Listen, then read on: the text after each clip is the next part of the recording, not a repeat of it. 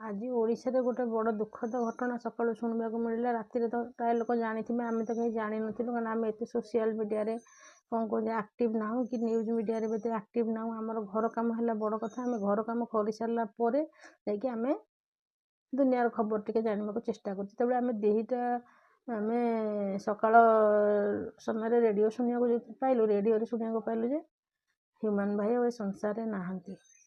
ବହୁତ କଷ୍ଟ ଲାଗିଲା ଶୁଣିକିନି। ମାନେ ଏତେ କମ୍ ବୟସରେ ପିଲାଟି, 35 ବର୍ଷର ପିଲାଟି, ତାର ଦୁନିଆ ଦେଖିବାର ବହୁତ ମାନେ ସମୟ ଥିଲା। ବହୁତ ଦୁନିଆ ପାଇଁ, ମାନେ ଓଡ଼ିଶା ପାଇଁ ସେ କିଛି କରିଥାନ୍ତା, ନିଜ ପାଇଁ କରିଥାନ୍ତା, ନିଜ ପରିବାର ପାଇଁ କରିଥାନ୍ତା, କିନ୍ତୁ କାହା ପାଇଁ ସେ କିଛି ବି କରିପାରିଲାନି। କେବଳ ନିଜର ପରିଚୟଟି ସୃଷ୍ଟି କରି ସଂସାର ଛାଡ଼ିବାକୁ ବାଧ୍ୟ ହେଲା।